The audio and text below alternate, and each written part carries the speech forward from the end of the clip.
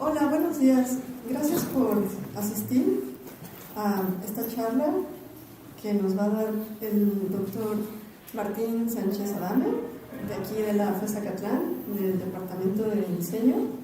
Y la charla se llama De las consultas a las conversaciones, cómo cambiar la búsqueda con inteligencia artificial. Y bueno, les voy a dar brevemente una semblanza de la trayectoria del doctor Sánchez Adame. Pues él se formó como investigador en el CIMESTAR, en el IPM. Él es computólogo de formación y obtuvo su grado de maestría y doctorado en ciencias de la computación, donde se enfocó en la interacción humano-computadora. Este campo facilita que personas con diversas formaciones puedan utilizar computadoras y otros dispositivos electrónicos, creando puentes para una comunicación sencilla y efectiva entre las computadoras y los usuarios.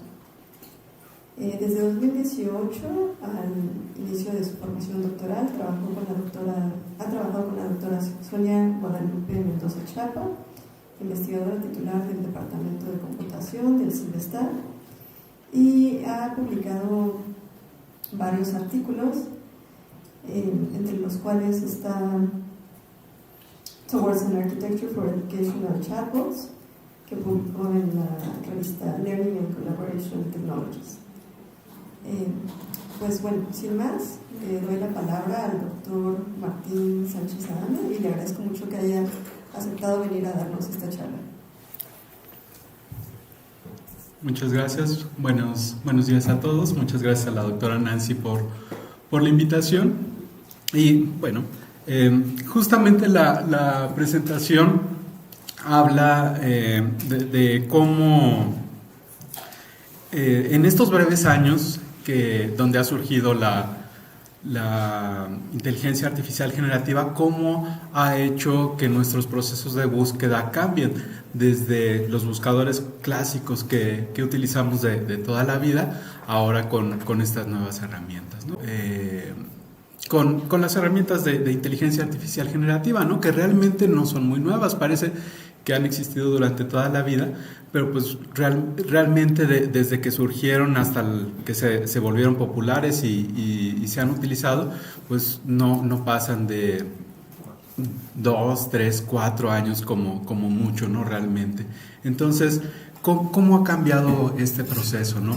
Y cada uno, ¿cómo ha cambiado en la manera en que trabajamos, ¿no? Yo pienso que definitivamente hay una diferencia, pero qué tan grande o qué tan significativa es, bueno, eso ya dependería de cómo entendamos el uso de estas herramientas personalmente, ¿no? Entonces, bueno, dividí esta pequeña plática en 3 partes. El primer punto es cómo buscábamos antes, una pequeña reseña histórica de cómo venían funcionando los buscadores hasta la fecha, ¿no? ¿Qué cambia justamente con la inteligencia artificial conversacional? ¿Qué puntos ha resuelto? ¿Qué afectaciones ha traído? Y finalmente un par de trabajos relacionados y un trabajo propio que hemos estado desarrollando. Entonces, bueno, es en breve lo que les vengo a presentar. ¿Cómo empezó la búsqueda de información? Bueno, también si nos ponemos a pensar, el uso de computadoras personales no tiene muchos años. La primer computadora personal, realmente como la conocemos, la presentó Apple en 1984, que fue la Macintosh, que para aquellas personas que estén familiarizadas, creó un conflicto interno en Apple, ¿no? En ese punto tenían como empresa 2 grandes computadoras de uso personal, que fue primero la Lisa y después la presentación de la Macintosh, y era durante estas mediados de los 80s, finales de los 80s, es cuando realmente inició este concepto de computadora personal, ¿no? Porque antes las computadoras eran mainframes, eran aparatos enormes, costosísimos, complicados, que era la computadora de la universidad, la computadora de la empresa, ¿no? Es decir, yo como individuo no podía tener una computadora, eso era una idea desquiciada, ¿no? Entonces, el concepto de PC, de computadora personal, realmente fue arraigándose, les digo, a mediados de los 80, inicios de los 90, y aún así, bueno, ya como individuo podía utilizar una computadora, pero luego venía la pregunta, ¿para qué quiero una computadora, no? Eran aparatos costosísimos que solamente interesaban a algunos nerds, ñoños, que realmente pues no, la mayoría de la gente no entendía, ¿no? Es decir, ¿por qué me voy a gastar $1,000 de aquella época, que era muchísimo dinero? Bueno, sigue siendo mucho dinero, pero ¿para qué la quiero, no? O sea, es un juguete costosísimo que realmente no alcanzo a vislumbrar para qué me va a servir. Entonces, bueno, no sé muy bien, ¿no?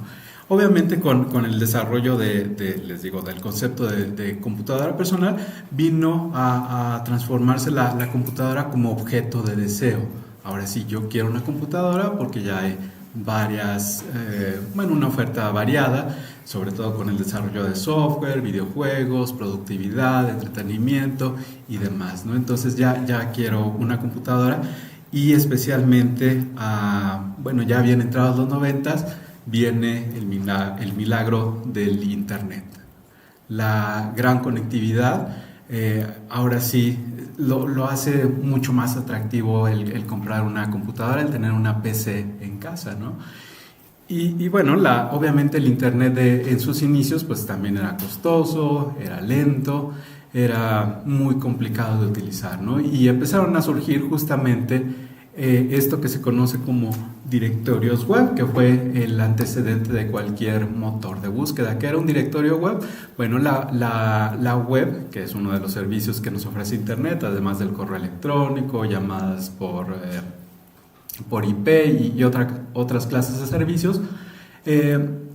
La web era en aquellos entonces muy, muy pequeña, ¿no? Es decir, no eran los cientos de millones de aplicaciones y sitios web que tenemos hoy en día, sino que eran contados con los dedos de las manos, ¿no? Quizá las webs primitivas. Entonces, empezaron a surgir otra vez para los mega nerds. Yo decía, yo voy a tener un directorio donde voy a recopilar todo lo que existe hasta el momento, ¿no? Y les digo, era tan pequeño que era posible hacerlo, es decir, imaginemos que aquí quizá individualmente o en pequeños grupos, cada uno de ustedes hace una web de lo que ustedes quieran, al igual que podríamos hacerlo hoy en día, un sitio web, y yo soy el responsable de uno de esos directorios y me dicen, oye, pues ya creé este sitio, ya yo hablo de esto en mi pequeño sitio, ponlo ahí en tu directorio, ¿no? Que es básicamente una lista de sitios web que existían hasta ese momento, ¿no? Entonces ahí empezó la búsqueda, con esos directorios organizados por individuos, por grupos de personas, que bueno, conforme fue haciéndose más grande la oferta, pues obviamente también empezó a darse directorios mucho más importantes, ¿no? Aquellos que eran más populares, que reunían más sitios, que estaban actualizados más seguido, etcétera, etcétera, ¿no? Fueron popularizándose. Entonces, esa es la prehistoria de la búsqueda. ¿Y cómo se buscaba en esos directorios? Bueno, quizá aquí no alcancen a ver porque ahí está la imagen muy pequeñita, pero el catálogo de la W3C, de la World Wide Web Consortium, fue uno de los directorios más populares en los 90s. Les digo, era simplemente una lista de los sitios web que existían hasta ese momento y ya está, ¿no? Y me ofrecía una pequeña cajita de búsqueda que era muy primitiva. ¿Por qué era primitiva? Porque yo tenía que poner la palabra exacta en la que estaba interesado en buscar, ¿no? Es decir, si yo buscaba, no sé, sombreros y alguno de los sitios me ofrecía ese contenido, yo tenía que buscar sombrero sin faltas de ortografía, porque si lo ponía con Z ya no era como Google ofrece hoy esa indicación, ¿no? Oye, quizá te equivocaste y quieres buscar este término, ¿no? Me buscaba sombrero con Z y me ofrecía cero resultados, ¿no? Entonces yo tenía que buscar exactamente lo que quería, siendo lo más cuidadoso posible, ¿no? Porque ese buscador era sensible a mayúsculas, a minúsculas, a números, a caracteres. Entonces, si yo fallaba en algo, era mi responsabilidad y me salían cero resultados, ¿no? Entonces, era como se buscaba en aquellas épocas, ¿no? Lamentablemente me di cuenta de que ya estoy más viejo de lo que pensaba, porque yo me acuerdo todavía de algunos de esos directorios, yo los llegué a utilizar. Entonces, bueno, era como funcionaba la búsqueda de información, les digo, a principios de los 90 realmente con el boom de Internet, ¿no? Bueno, poco después fueron avanzando las tecnologías, obviamente, y empezaron a crearse buscadores clásicos. Uno de los buscadores clásicos más populares ya a principios de los 2000 fue Yahoo. Este ya era un buscador semántico, es decir, ya era más similar a lo que tenemos hoy en día. Ahora sí me ofrecía ideas cercanas, ya no tenía que darle con la cadena exacta de caracteres que yo quería buscar, sino que un término similar me daba ya resultados probablemente similares, ¿no? Ya no tenía que hacer este match uno a uno de búsqueda de información exacta, ¿no? Entonces ese fue el gran avance. Ahora ya teníamos, bueno, ya para los 2000 ya la web había crecido un montón, ya había herramientas que nos permitían a varias personas, inclusive, bueno, quizá no tan sencillo como hoy en día, pero de manera más o menos casual, crear mi propio sitio web, ¿no? En donde yo podía poner mis fotos, no sé, poemas, lo que yo quisiera, ¿no? Entonces, fue, les digo, ese boom a principios de los 2000, ya hacía falta una infraestructura mucho más estable para búsqueda de información. Entonces, bueno, surgieron los buscadores con el desarrollo de nuevos algoritmos, de nuevas tecnologías, protocolos y demás, ¿no? Entonces, ese fue el siguiente paso de la búsqueda clásica. Después, bueno, en ese mismo periodo de finales de los 90, principios de los 2000, surge Google. Y que les voy a hablar un poquito más de detalle. Y finalmente, pues ya en años más recientes, herramientas como el ChatGPT y todas estas cosas de inteligencia artificial generativa, ¿no? Entonces, bueno, ahí está, digo, con un poco más de detalle. En el 95, AltaVista fue el primer buscador que ya funcionaba más o menos como, les digo, funcionan los buscadores de hoy en día. Pero fue en el 97 donde, como parte de la tesis doctoral de Larry Page y Sergey Brin, estudiantes de Stanford, de Ciencias de la Computación, justamente crearon este algoritmo que le llamaron PageRank de clasificación de webs. El algoritmo de búsqueda de Google, bueno, hay versiones públicas, pero obviamente nadie sabe a ciencia cierta cómo es que funciona, ¿no? Es secreto industrial. Pero bueno, la gran labor de Google, de este algoritmo, es que ya no tomaba únicamente en cuenta búsquedas como hacíamos antes, ¿no? De match uno a uno o de palabras similares, por ejemplo, con algoritmos de cadena de Markov, es decir, que una palabra se parece a otra de acuerdo a los caracteres o qué sé yo, ¿no? Sino que ya se volvía, les digo, esta búsqueda semántica. Una idea similar me da resultados similares, ¿no? Entonces, ese fue realmente el gran aporte de Google, el que le metieron mucha tecnología, la optimización de ese algoritmo de PageRank de búsqueda fue realmente lo que los catapultó a hacer, bueno, básicamente el monopolio de búsqueda que son hoy en día, ¿no? Si bien es cierto que no es el único buscador que funciona hoy en día, tenemos, por ejemplo, ya en años mucho más recientes, aunque ya no tanto, DuckDuckGo, que es una alternativa a Google, cuya filosofía es no invadir la privacidad de los usuarios, porque bueno, sabemos que Google es una compañía que ya no es una compañía de búsqueda, sino que es una compañía que vende publicidad. ¿Y cómo vende publicidad? A través de básicamente el espionaje a los usuarios, ¿no? Quizá no como individuos, pero sí en este tenor de que nos espían los comportamientos, qué clase de búsquedas hacemos, qué sitios visitamos, qué edad tenemos, si somos hombre, mujer, etcétera, etcétera. Todas las características que puedan reunir sobre nosotros para darnos más publicidad más centrada, diseñada a nosotros, es lo que se dedica a Google hoy en día, ¿no? Más que a cualquier otra cosa. Pero bueno, en sus inicios fueron una compañía de búsqueda. Entonces, cosas como DuckDuckGo surgieron justamente para contrarrestar esto, ¿no? La filosofía de tener más privacidad, etcétera, etcétera. Pero bueno, realmente no hoy en día Google es, les digo, el monopolio, no se los tengo que decir, ¿no? De búsquedas por Internet. Entonces fue por eso, ¿no? Porque fueron los primeros que realmente tuvieron este éxito en este algoritmo de cómo buscar la información en el montón de información que teníamos en la web, ¿no? Entonces, bueno, eso nos deja con la lógica de cómo funcionan los buscadores hoy en día, ¿no? Que es una costumbre que todos comprendemos, que hemos hecho todos en algún momento, en varias ocasiones, que es justamente escribir una palabra clave, una frase clave. Nos da un montón de resultados, ahí vemos cuáles nos interesa, hacemos nuestra discriminación e integramos la respuesta de acuerdo a nuestro propio criterio, ¿no? Es la mayoría podríamos resumir este flujo de trabajo en cómo buscamos información actualmente en buscadores web, ¿no? Independientemente si es Google o no, pero bueno. Y eso no ha cambiado, ¿no? Desde aquellos principios de los 90, ya con la búsqueda semántica hasta hoy en día, pues es como actuamos, ¿no? Tanto así que Google desde principios de los 2000, quizá ahí no se alcanza a ver,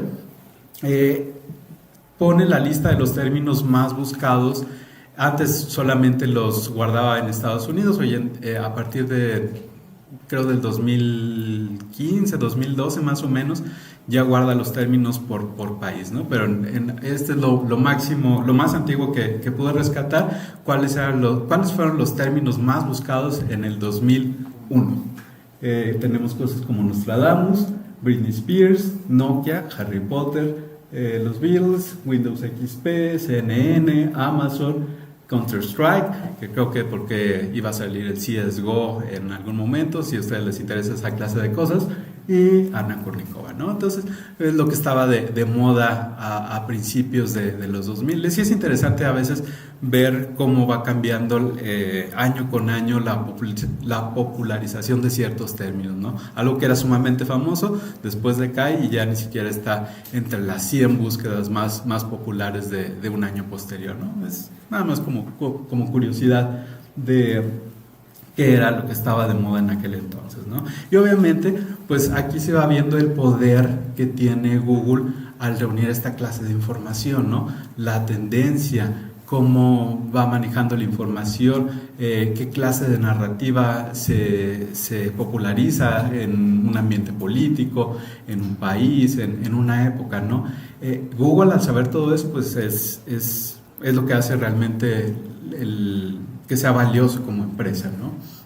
Entonces, bueno, independientemente de eso, les digo, quiero que se queden con ese flujo de trabajo que nos trajo los buscadores clásicos, ¿no? Eso, buscar palabras clave, buscar una frase clave y a partir de ahí nosotros hacemos la discriminación, ¿no? Esto sí me sirve, esto no, me quedo con este pedacito de este sitio, pues traigo la imagen esta que me resultó interesante y eso yo lo reúno pues para hacer mi tarea, para hacer mi trabajo, lo que sea, ¿no? Es lo que está interesado, saco mis apuntes, mis propias conclusiones.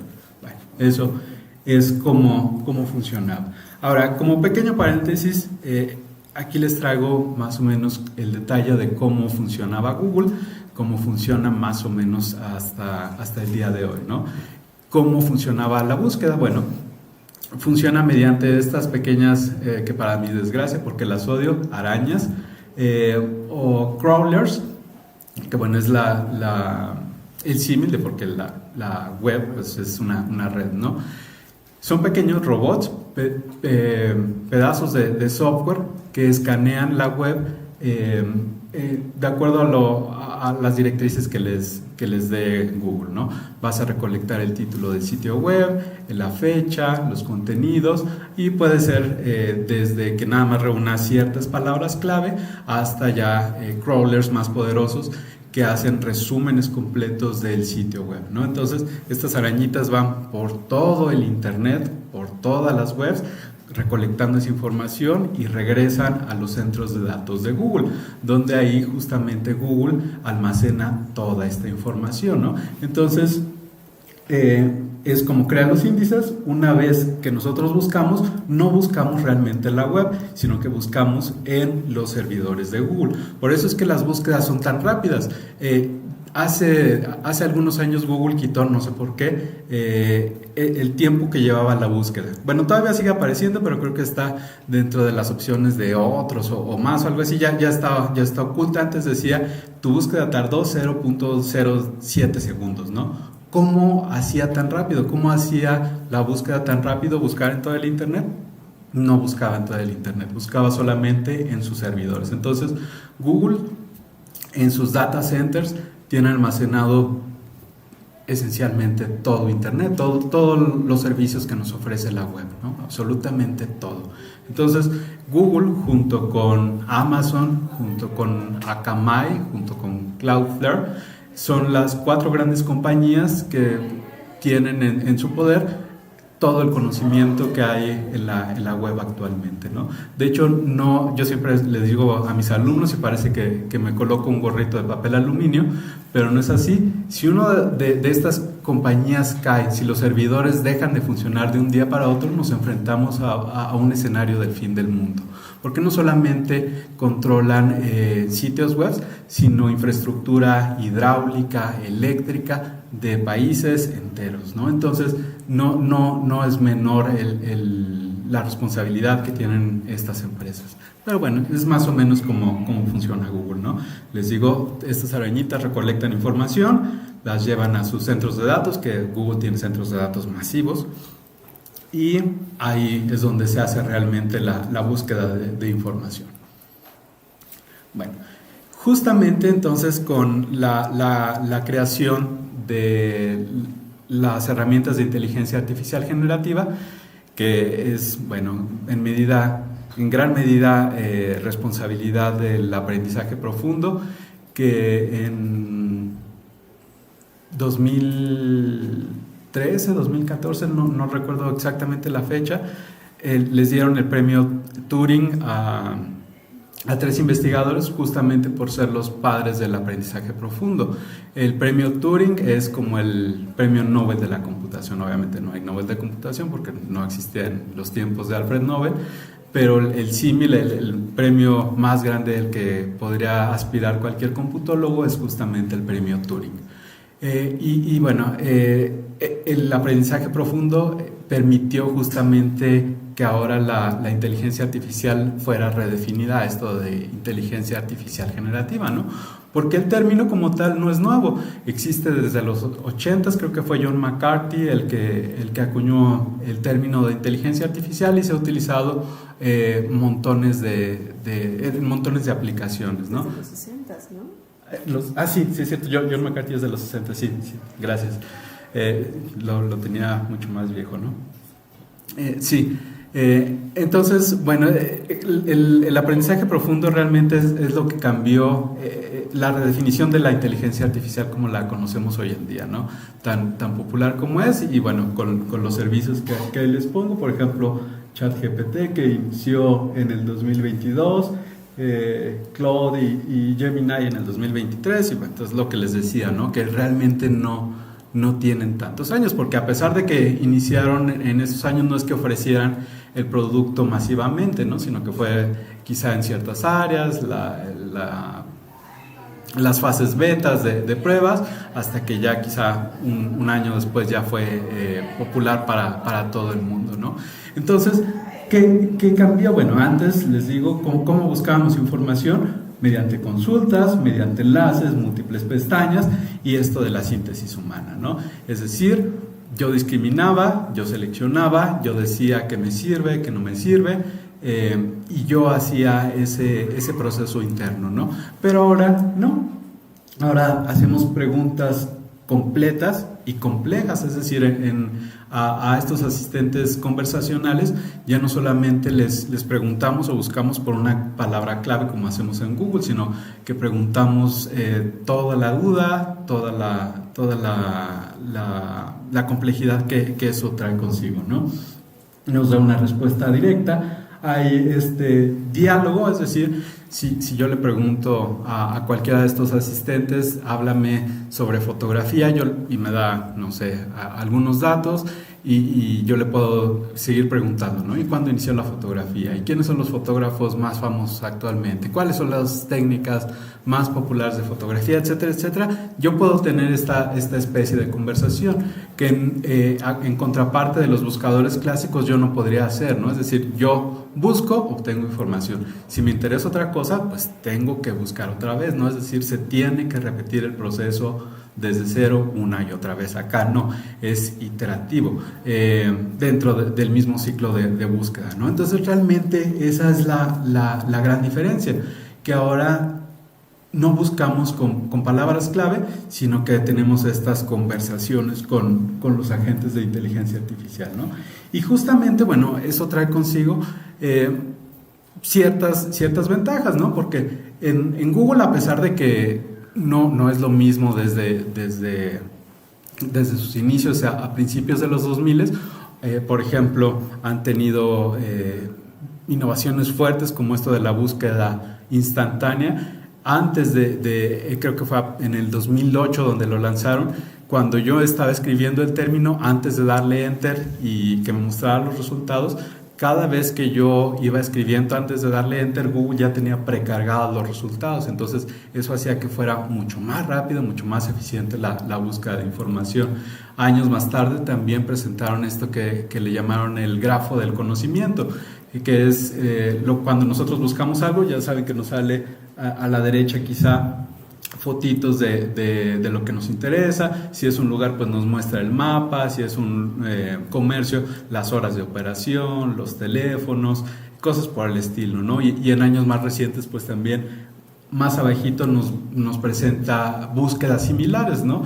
Justamente con la intención de ya no reiniciar cada vez el proceso, ¿no? Es decir, ya no tener que hacer desde cero nuevas búsquedas, sino que me ofrece búsquedas relacionadas. Entonces eso ya facilita un poco más la tarea, ¿no? Pero de cualquier forma, pues sigue siendo la naturaleza esta de buscar con palabras clave una y otra vez, ¿no? Mientras que con el ChatGPT o con servicios similares, pues les digo, ya tenemos esta conversación, ¿no? Háblame de algo, si algo más me interesa de ahí, ya no tengo que buscar otra vez más contextualizadamente inicios de la fotografía, sino simplemente yo le digo cuáles fueron los inicios. Entonces ya el sujeto está implícito, ¿no? Ya el agente sabe que me refiero a la fotografía y no a los inicios de cualquier otra cosa, ¿no? Entonces este diseño conversacional realmente es el cambio de paradigma profundo que nos ofrece los agentes de inteligencia artificial, ¿no? Entonces, ¿qué ganan los usuarios con esto? Pues que hay menor fricción por esta interacción, ¿no? Ya no tengo que tener un montón de pestañas abiertas, ya nada más es tener la conversación y listo, ¿no? Hay ciertamente una mayor claridad inicial, porque ya no depende de mí hacer la síntesis, sino que me lo explica. A veces me pone inclusive con viñetas los puntos más importantes de un tema que yo le pregunto o qué sé yo, ¿no? Entonces es esa claridad inicial y respuestas ya organizadas, ¿no? Porque, bueno, aunque a veces es un fastidio que al final del contenido que me ofrece el ChatGPT, por ejemplo, es muy propenso a eso. Me dice, ¿quieres que te haga algo, no? O ¿quieres que busquemos algo? O ¿quieres que te lo ponga en forma de algo? Bueno, eso a veces es útil, pero es en la calidad de la organización que trata de dar, ¿no? Que facilitar esa clase de interacciones. Entonces es realmente lo que ganamos. Sin embargo, la otra parte de la moneda, ¿Cuál es el problema con este cambio de paradigma de interacción? Pues que hay menos visibilidad de fuentes. En versiones más recientes, sobre todo del ChatGPT, ya pones ciertas fuentes, la cita, me pone inclusive el link a ellas, pero eso es muy reciente, es quizá del año pasado, de hace algunos meses, ¿no? Realmente antes de eso no me ofrecía de dónde sacaba la información. Ahí está y créeme, ¿no?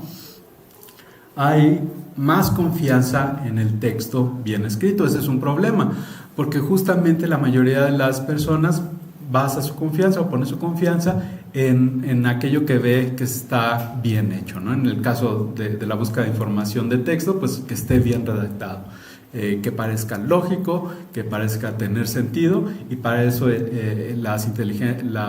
los agentes de inteligencia artificial son fabulosos, ¿no? Dicen las cosas con una seguridad que yo envidio. Me presentan la información, me dicen esto es lo que pasó, esto es lo que está pasando, y la gente tiende a tener mucho mayor confianza en eso, ¿no? Entonces ese es un problema, porque si el chat me dice alguna cosa incorrecta en esto que ahora se conoce como alucinaciones, pues no lo presenta de una manera dudosa, ¿no? O de una manera que yo crea que hay algún problema, sino que me lo presenta con toda la seguridad del mundo, y pues ahí está el problema, ¿no? Y justamente como no me ofrece fuentes y como me da esta falsa sensación de seguridad, pues hay una menor tendencia a validar las cosas, es decir, me dio la información y ya está, ¿no? Ya no llegué a más, ya no llegué a verificar si eso era cierto, si los datos que me daba eran exactos, eran los más recientes, etcétera, etcétera. Me da la información y ya está. Aunque bueno, esto último no es exclusivo de los agentes conversacionales, ¿no? Tampoco es que las personas tiendan mucho a verificar la información, ¿no? Es decir, si yo busco, por ejemplo, algo en la Wikipedia, no es que yo vaya a revisar en otras fuentes a ver si las cantidades, los años, el contexto en general sea preciso, ¿no? También yo lo veo bien, me parece correcto y ya está, no veo más allá. Entonces, si bien no es algo novedoso, no es un estigma que se haya creado con estas herramientas, pues quizá lo ha potenciado mucho más, ¿no? Entonces, realmente esos son algunos de los problemas que tenemos, al menos en el contexto de la búsqueda, ¿no? Bueno, ahora pasamos brevemente a un par de trabajos relacionados. El primero es una revisión de literatura que nos ofrece este concepto de interacción multivuelta, que es esto que les hablaba de tener todo organizado de manera conversacional, ¿no? Y yo creo que ese es también dentro de quizá de las cosas negativas, esto de las interacciones conversacionales, de los agentes conversacionales, es un punto positivo, porque si ustedes piensan en otras aplicaciones de inteligencia artificial, como Alexa o Siri o cosas por el estilo, que a esos agentes también se les llama conversacionales, pero realmente no tenemos una conversación con ellos, ¿no? Es decir, yo le digo a Alexa, prende la luz, y eso no es una conversación, ¿no? Es una instrucción. Y es muy difícil mantener una conversación, si no es que imposible, con estos agentes, ¿no? Porque nada más están basados en instrucciones, en contextos muy chiquititos, entonces realmente no es una plática. Las conversaciones ocurren más bien en texto, ¿no? Es muy difícil también por la carga cognitiva que ello implica que por medio de voz yo tenga una conversación muy compleja o muy larga con un agente de inteligencia artificial, ¿no? Han mejorado bastante, pero bueno, aún hay trabajo que hacer. Entonces, esto de la interacción multivuelta es realmente lo que ha traído de manera interesante todos estos agentes de texto, ¿no? Esto de mantener una conversación que tiene un solo contexto, que yo puedo ir alargando pues más o menos de manera indefinida, es realmente el gran aporte que han tenido estos agentes conversacionales, ¿no? Y obviamente esto ha traído a la luz de que aparentemente las personas tienen necesidades mucho más complejas de adquirir información de lo que se pensaba, ¿no?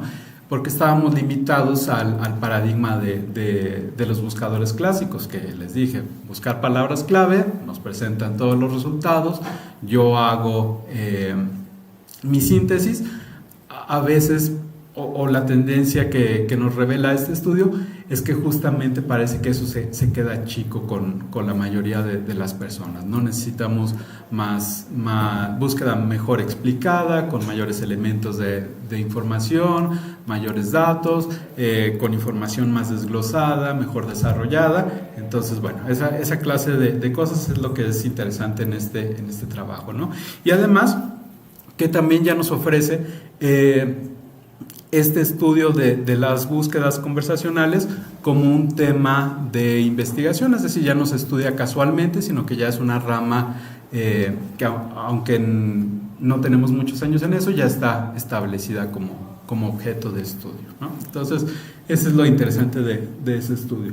El segundo es del equipo del laboratorio de interfaces fluidas del Media Lab del MIT, del Tecnológico de Massachusetts. Aquí la investigadora principal, Natalia Kosminia, es la que ha tenido interés en explorar estas interfaces cerebro-computadora desde hace algunos años. Y justamente en este trabajo que, bueno, al momento no se ha publicado, es un preprint que salió a finales del año pasado, nos ofrece justamente esta prueba que hicieron con tres variables diferentes. Se le pidió a los participantes que crearan un ensayo bajo 3 esquemas diferentes. El primero es que no utilizaran buscadores, simplemente fueran a la biblioteca, consultaran ahí los libros y desarrollaran su ensayo, su informe. Otros que utilizaran simplemente buscadores, lo mismo, y otros que lo hicieran con inteligencia artificial. Bueno, mediante encefalogramas y estudios cognitivos, entrevistas a los participantes, el estudio revela que la mayor activación cerebral en las neuronas se hace con los individuos que hicieron el informe sin utilizar ningún equipo electrónico, solamente utilizando libros. El caso medio es utilizando Google y buscadores similares, y donde hubo menos relación de conexión neuronal es justamente con el ChatGPT, ¿no? Entonces, bueno, a pesar de que este no es un estudio definitivo, ya ha tenido varios comentarios de la metodología y cosas por el estilo. Ha creado mucho revuelo porque, bueno, parece que marca tendencia, ¿no? Estos estudios de que realmente hay una relación cognitiva entre mayor uso de estas herramientas de inteligencia artificial, perdemos algunas habilidades, ¿no? Sobre todo en momentos críticos de plasticidad. Entonces, bueno, esos son el par de trabajos que les traía para comentar, ¿no? El tercero es un trabajo que hicimos, y digo hicimos no porque sea de esas personas extrañas que hablan de sí mismos en plural, sino porque lo hice con mi compinche en el crimen, la doctora Sonia del CIMBESTAB, en el que justamente comparamos algo similar a lo que hicieron los del Media Lab, aunque nosotros lo hicimos primero, con 30 estudiantes.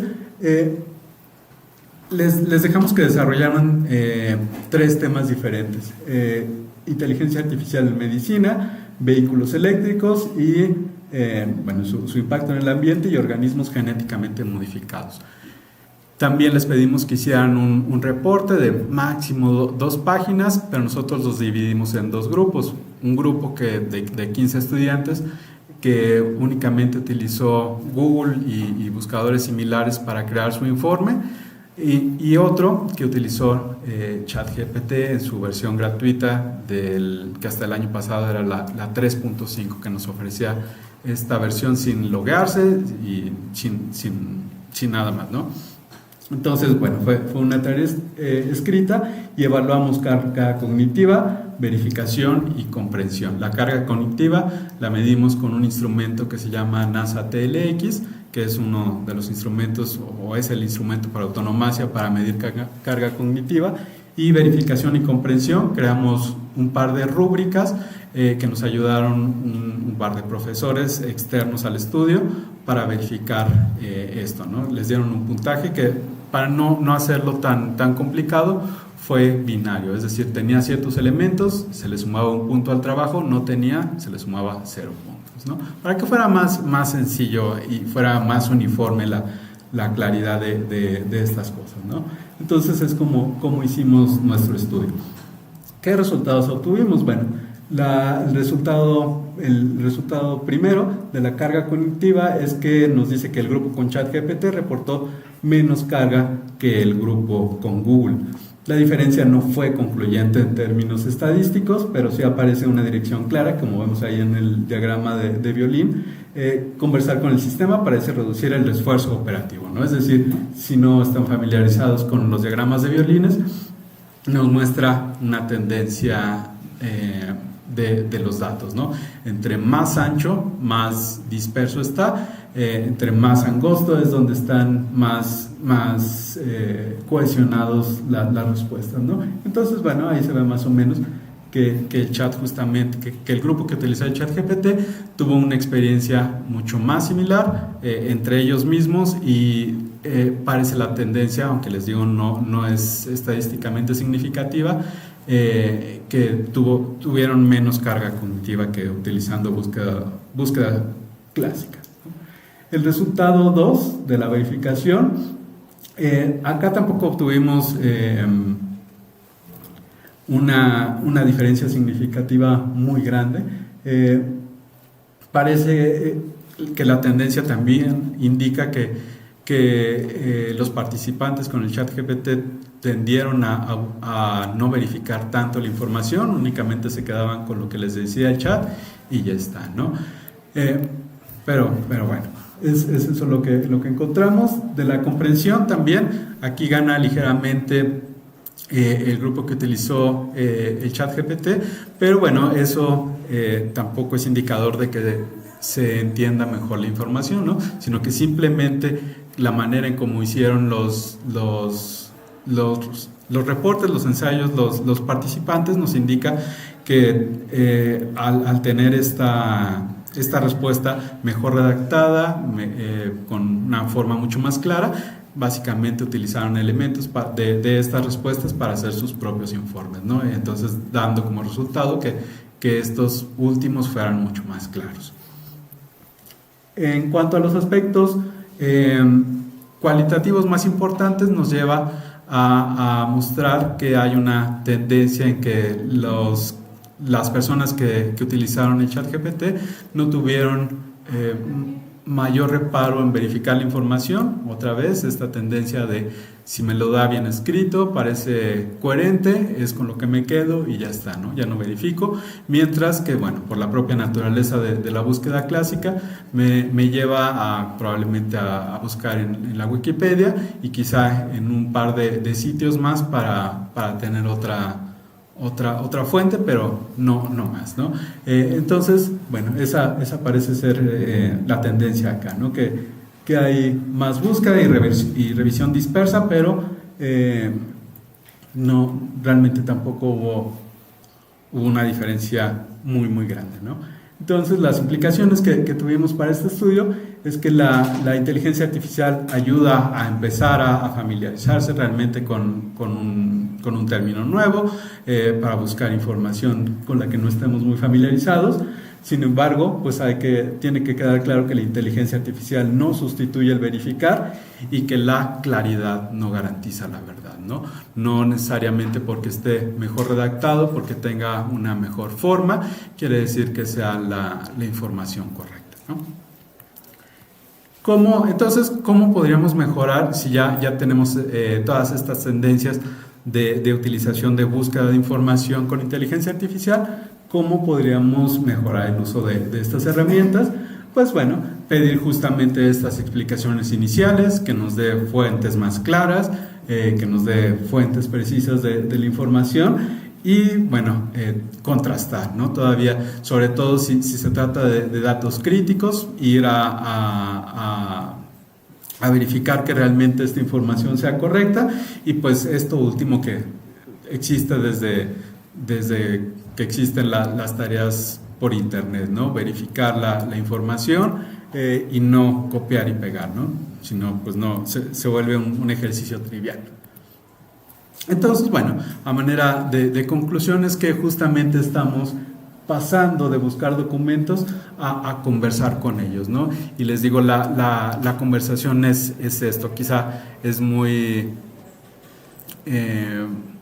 ambicioso pensar que realmente tenemos conversaciones o pláticas profundas con los agentes, pero se refiere simplemente a cómo estructuramos la búsqueda de información, ¿no? Entonces, bueno, eso es todo lo que tenía por platicarles. Les agradezco mucho su atención, su tiempo y desde luego si tienen alguna pregunta. Muchas gracias.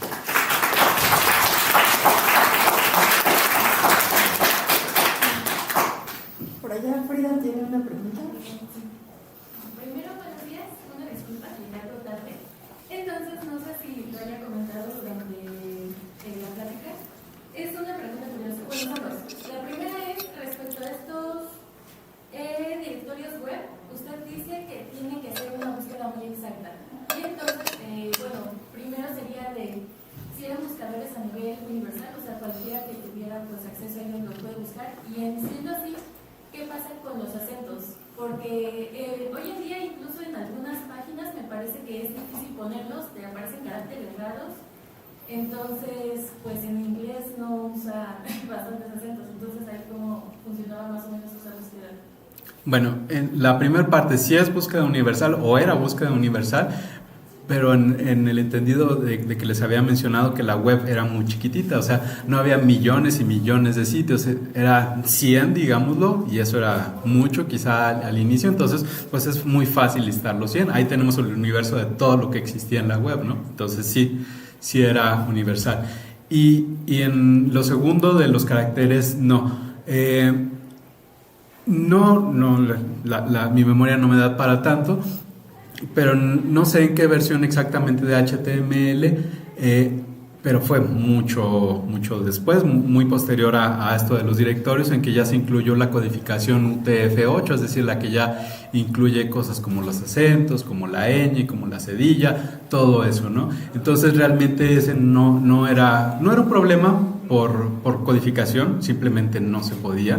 Y en segunda parte, pues porque la gran mayoría de las personas que estaban en la web, estaban en internet, hablaban inglés. No era la multiculturalidad que tenemos hoy en día, ¿no? Entonces no teníamos ese problema. De hecho, los directorios web aún se siguen utilizando, pero ya no en la web normal. Está esto que se conoce como la Deep Web. Como los sitios web ahí están cifrados o tienen alguna clase de ocultamiento, no permite que los crawlers, que estas arañitas virtuales, hagan búsqueda de información. Entonces existen todavía directorios que listan, pues si bien no todos, al igual que los normales, los sitios más populares que hay de ciertas cosas, ¿no? Por ejemplo, uno de los directorios más famosos estaba en un sitio que se llamaba The Silk Road, que era donde vendían drogas, donde vendían armas y esa clase de cosas, ¿no? Que también tenía su apartado de ahí para, además de esta web, ¿dónde puedes conseguir droga? ¿Dónde puedes conseguir explosivos o cosas por el estilo, ¿no? Muy, muy curiosas. Bueno, ahí también tienen su propio directorio de donde referirse a otros sitios similares, ¿no? Bueno, y otra respecto al trabajo que llevaron a cabo junto con su compañera, usted nos explica que al momento de buscar información, uno por su parte, por libros y esto, hay un mejor trabajo cognitivo a comparación de quienes usan ChatGPT, ¿no? Pero pues ligeramente salió ChatGPT con una mayor comprensión. Esto igual, al decir un mejor trabajo cognitivo, también interfiere lo que quieren decir con la memoria, o sea, ¿quién realmente tiene ese proceso de conservar mejor esos datos, de tener como una mayor retención de ello. Bueno, nosotros no utilizamos libros, ese fue el estudio del MIT. Nosotros nada más contrastamos Google y ChatGPT. Y la carga cognitiva, como la medimos con NASA TLX,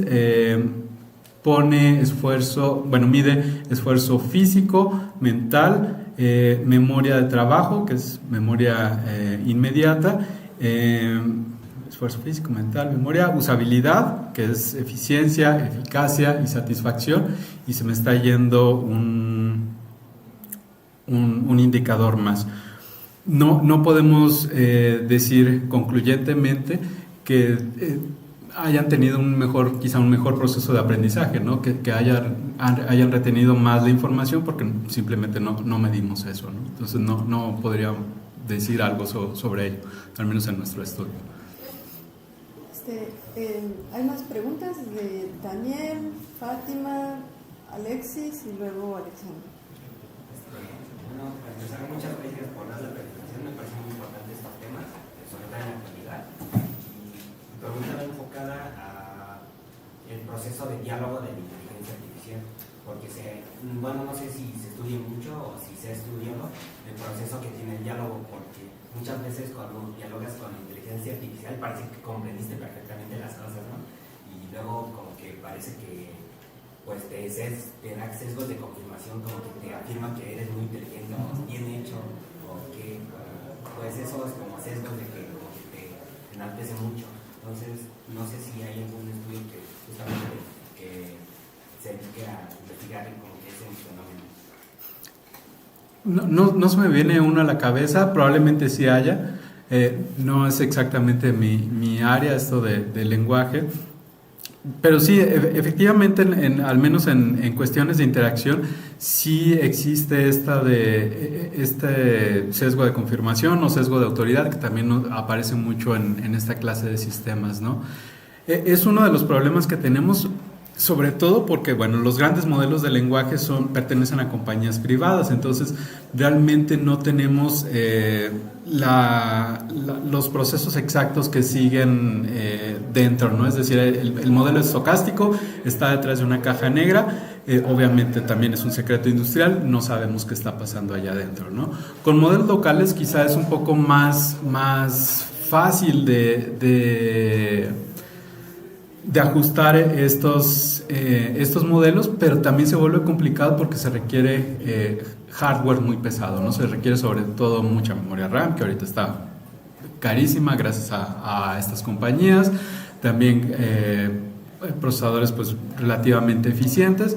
Entonces es complicado hacer esta clase de estudios sin tener que depender de los modelos propietarios, ¿no? Lo cual pues obviamente lo sesga mucho, ¿no? Porque nada más si tenemos esa clase de modelos disponibles, no podemos ver qué hace internamente y cómo ajustar los datos para, bueno, tener condiciones variables para un estudio, ¿no? Entonces, otra vez, no sé si existan cosas que hayan estudiado eso, pero sí son problemas ya identificados.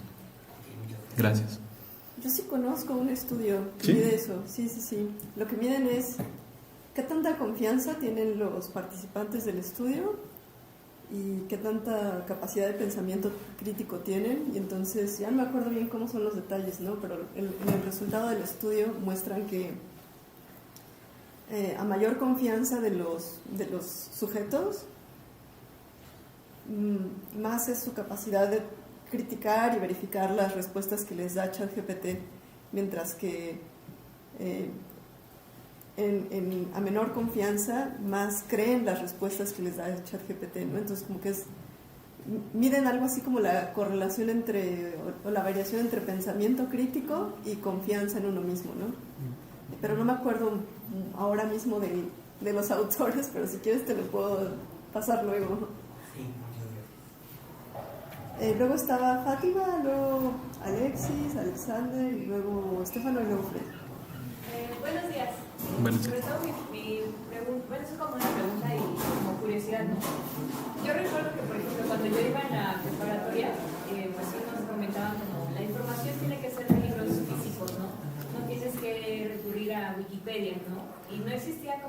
tanto, no era tan común esto de hacer trabajos y enviarlos en una plataforma, ¿no? Si eran como los trabajos escritos y la información, entre comillas, pues la tenías que sacar verificada de algún libro, ¿no? Y me parece curioso cómo incluso ahora en la licenciatura, incluso pues me llegó a pasar que yo me negaba hasta antes de entrar a la carrera a usar la inteligencia artificial para la comprensión de los textos. Mucho tiempo sí me perdí y decía, no la voy a utilizar porque creo que de cierta forma nos genera un cierto tipo de sesgo cognitivo, como lo que realizaron en el estudio, por la falta de cuestionamiento propio hacia el texto que voy a analizar, ¿no? Entonces, me da curiosidad cómo antes, por ejemplo, mi mamá me decía como, pregúntale a Google, cualquier duda, era directamente a Google, pregúntale cómo se quita la fiebre, pregúntale cómo lavo tal cosa, ¿no? Y era a Google.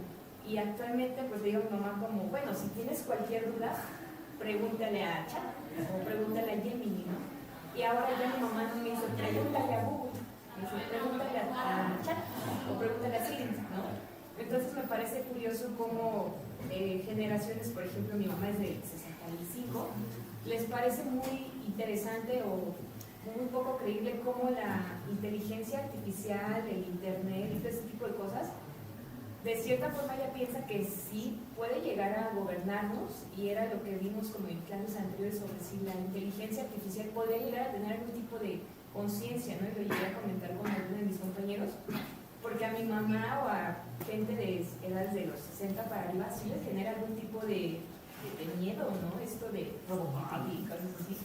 De cierta forma suena como muy poco creíble, pero para generaciones así, pues sí les genera un cierto tipo de miedo. Entonces, esa era una, ¿no? Como antes lo que comentaba en Google, palabras específicas, carros rojos, se mandaba todos los carros rojos. Y por ejemplo, ahora con chat, carros rojos, y te preguntan como, sí, pero ¿qué tipo de carros quieres que te muestre?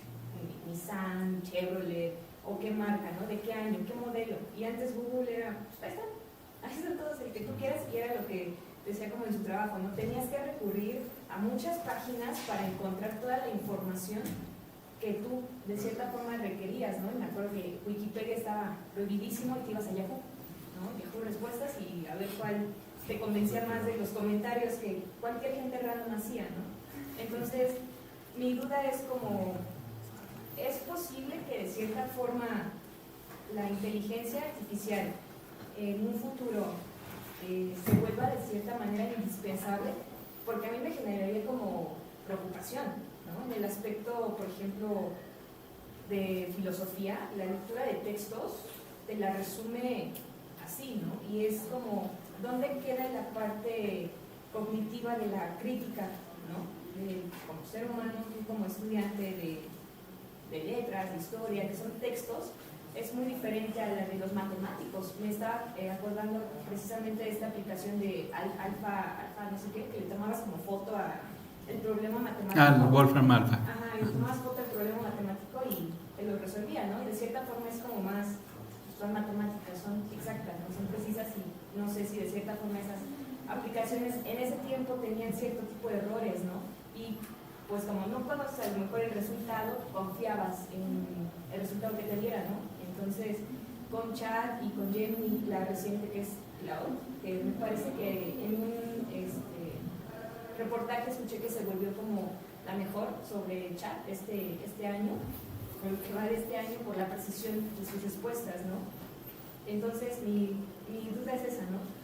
¿Es posible que de cierta forma nos lleguemos hasta incluso a volver menos críticos como seres humanos, en este caso como estudiantes de filosofía, precisamente para poder utilizar la inteligencia artificial para facilitarnos de cierta forma el entender el texto?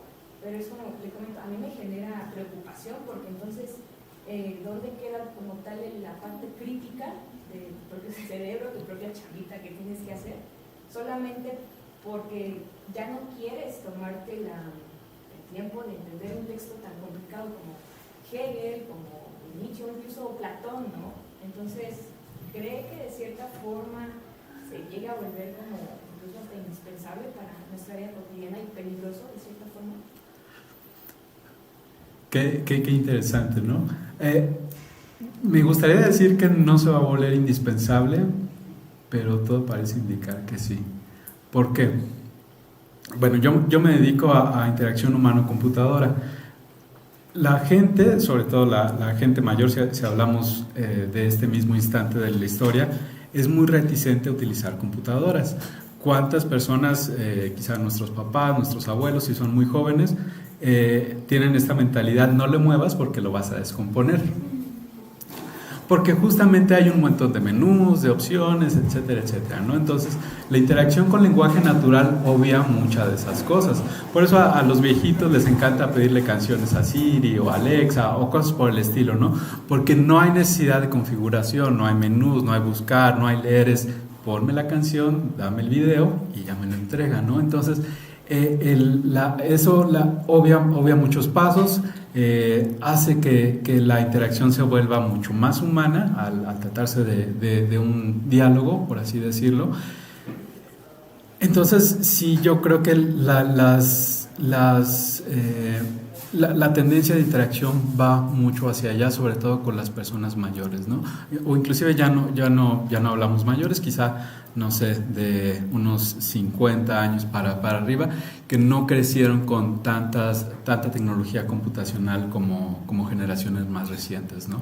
Entonces, esa línea que nos borra al ya no tener que lidiar con pantallas, ya no tener que lidiar con menús, sí facilita mucho las cosas. Entonces probablemente sí va a haber todavía una mayor popularización de esas herramientas, ¿no?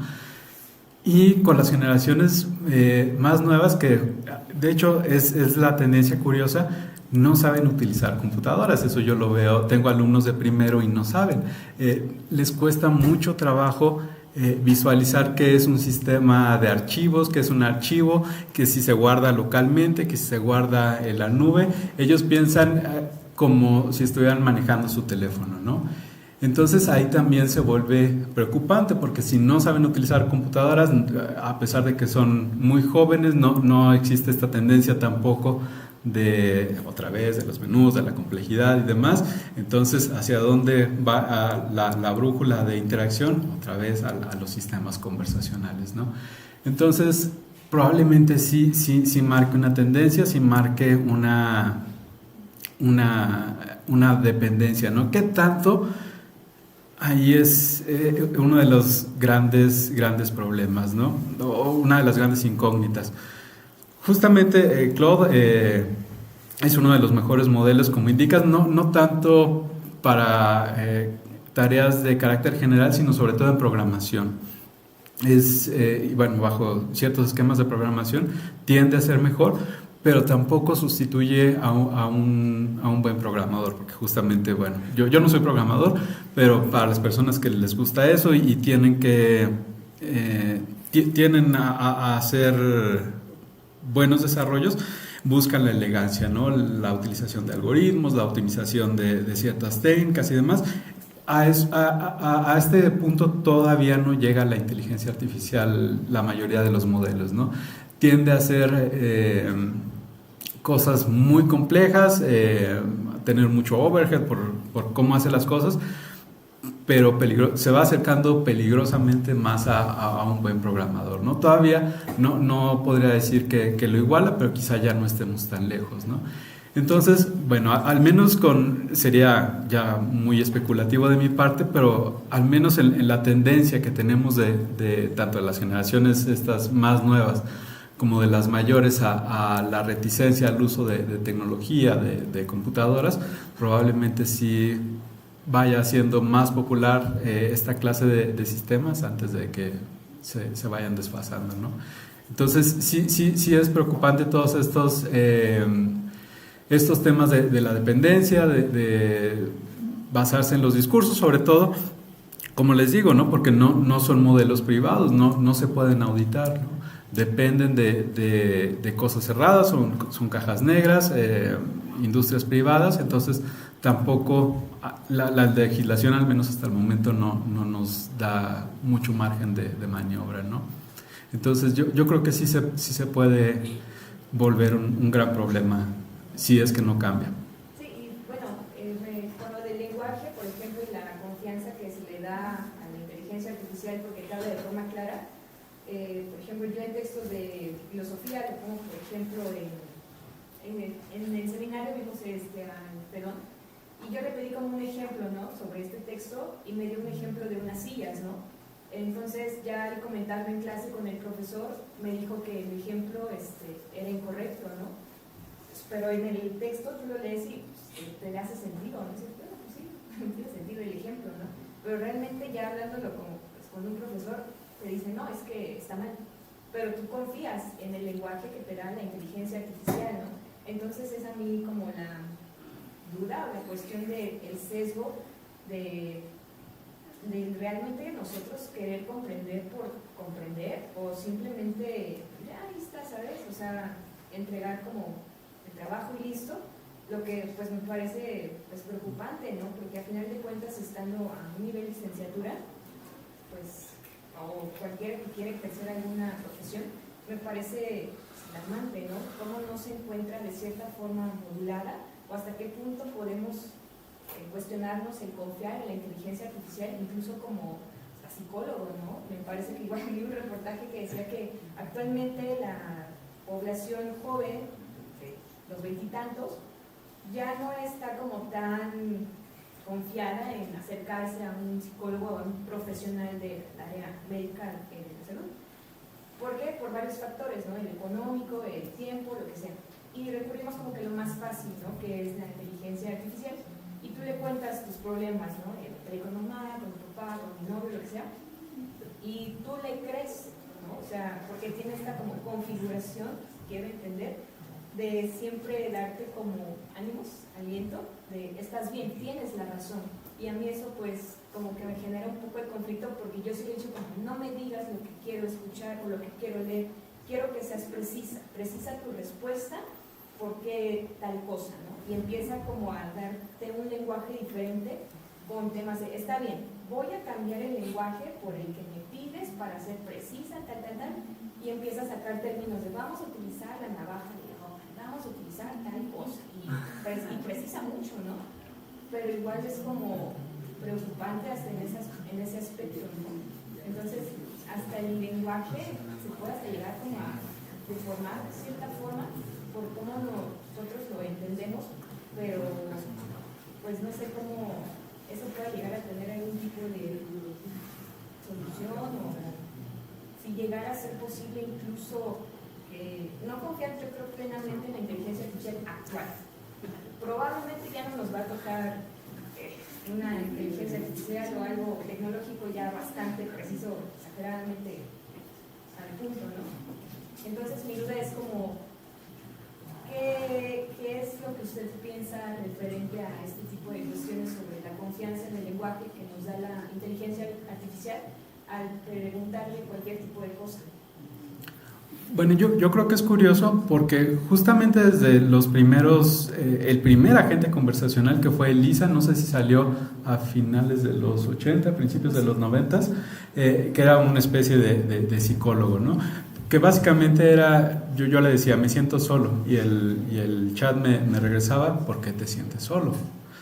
Entonces, esa clase de cosas, ¿no? Que a lo mejor a hoy nos parece muy primitivo, pero tuvo un gran éxito cuando Weizenbaum lo presentó entre los colegas y las secretarias, como que fue, mira, la computadora me responde, no puedo platicar, y empezaron a contarle cosas así muy serias, muy como de ya en términos de ir con el psicólogo y a confiárselas, y bueno, el chat no era tan complejo, pero simplemente con esto de otra vez de darnos la razón o quizá darnos ánimos, pues ya eso lo hacía muy popular, ¿no? No sé si esto pueda cambiar, sobre todo porque no le conviene a las empresas, ¿no? Porque yo entrenaría un modelo para que sea muy confrontacional con mis usuarios, ¿no? Si yo ajusto el modelo para que diga al usuario, no, ¿cómo preguntas eso? Es una tontería, ¿no? O estás completamente mal. Pues no, eso probablemente sí crea un conflicto, digamos, de yo quiero que mis usuarios sigan utilizando mi plataforma porque eso me conviene, entonces no voy a tener deseos de que sea muy... que haga confrontaciones con los usuarios, ¿no? Entonces probablemente no vaya hacia allá esa tendencia a ser tan precisos. Ahora, con esto de la exactitud, sí, justamente hasta hace algunas versiones del ChatGPT, por ejemplo, tenía este problema de que uno le preguntaba cuántas R's hay en Raspberry, ¿no? Y te decía, con la seguridad del mundo, no hay R's en esa palabra, ¿no? O para hacer matemáticas también sencillas, no sabía sumar 1 más 1, daba a veces resultados así medio extraños.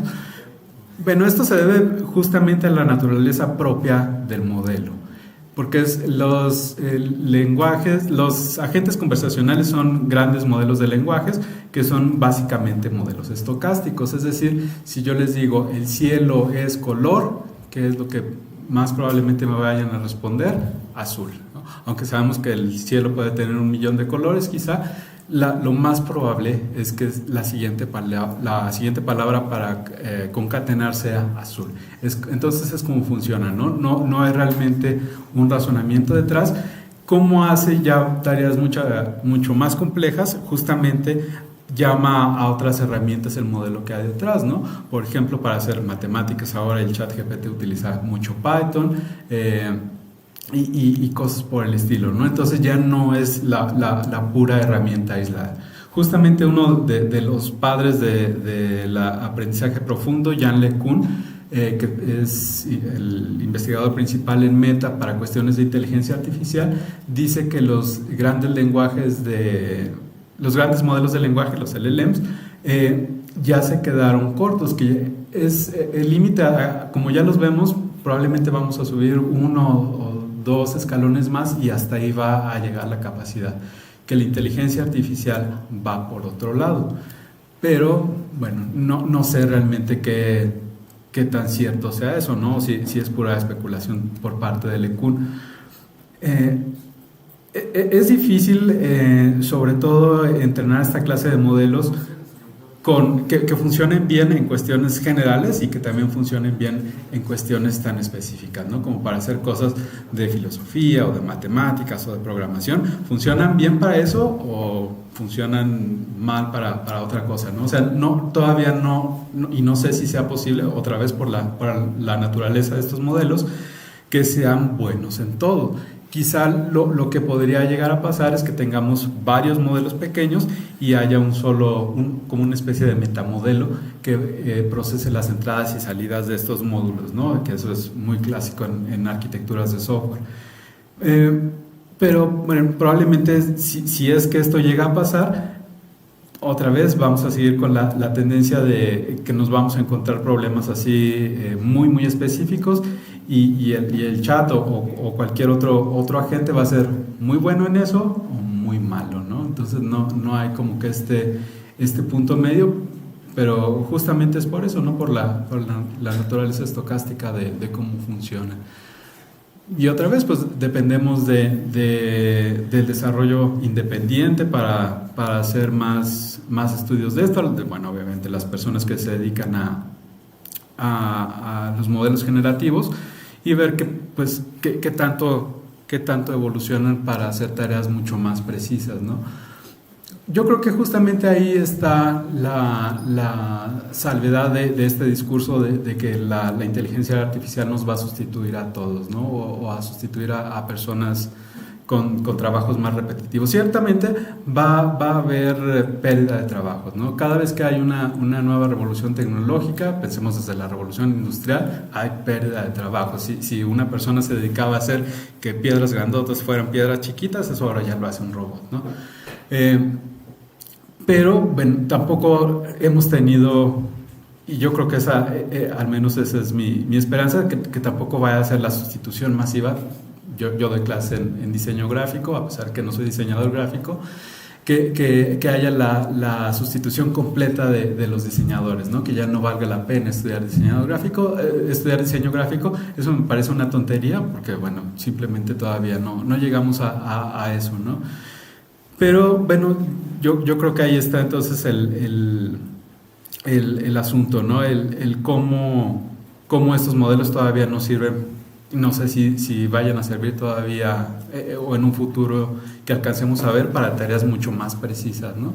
Y bueno, esto de la inteligencia artificial en la educación, yo creo que podríamos referirnos quizá al filósofo favorito de todos los niños, Zizek, ¿no? La noche perfecta. Es la simulación, ¿no? Si nosotros simulamos aprender en la universidad y los profesores simulan enseñar, simulan calificar, entonces ¿cuál es realmente el punto de pasar por la universidad? No deja que el chat haga todo y pues ya nos ahorramos trabajo. No queremos estar aquí, no queremos calificar, no queremos entrar a clases. Yo creo que la discusión tendría que ir mucho más profunda de si los modelos afectan o no. Es ¿para qué está sirviendo la universidad? ¿No? ¿Para qué sirve realmente la educación superior o más para abajo? ¿No? Si realmente debería ser... y yo he estado en contra de eso, de casi centros de entrenamiento para el trabajo, ¿no? Si nada más sirve una universidad para crear trabajadores capacitados, yo creo que estamos fallando gravemente en algo, ¿no? Y sobre todo cuando a las personas no les interesa o les da miedo esa discusión, ¿no? Gracias. Sí, no creí que lo fuera a decir nunca. Zizek tiene razón. Luego estaba Alexis, ¿no? Buenos días.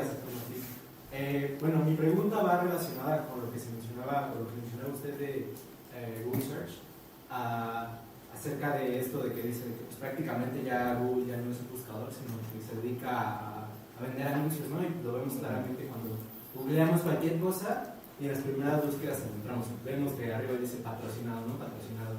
Y pues tienes que bajar tantito pues, para ver ya las búsquedas que realmente quieres. Y por ejemplo, en ese sentido, no sé si, bueno, más bien continuando con lo de Google, hace poco, bueno, ya tiene un tiempo, platicaba con un profesor y él me comentaba que deberíamos buscar como una alternativa a los buscadores tradicionales, o por lo menos de Google, por el hecho de esto de que del Golfo de América, ¿no? Esta política que hubo ya hace un tiempo, y él decía, pues hasta al final de cuentas esto pues sí afecta, pues es una repercusión política, social, incluso geográfica, ¿no? Y él decía que pues su idea, sí, su sueño era como tener un buscador mexicano, para que precisamente, porque también las primeras búsquedas que nos aparecen en Google pues no son casualidad, aunque no nos diga patrocinado, pues al final de cuentas pues sí llevan como cierta ideología cargada ahí y lo demás. Y en el tema de las inteligencias, por ejemplo, esto que mencionaba la compañera, recuperando un poco su participación, yo pienso que muchas veces eso de que dices, bueno, que le comentas muchas de tus cosas, yo creo que puede llegar a ser contraproducente en el hecho de que pues ya hay anuncios, ¿no? en ChatGPT por lo menos. Y pues yo no creo que, o a veces yo digo, bueno, quiero tal producto o me interesa buscar tal cosa, y le pregunto, ¿no? Me pone 3 links de Amazon, de eBay y del Mercado Libre. Y digo, pues yo no creo que los haga simplemente porque le caigo muy bien, ¿no? A la mía.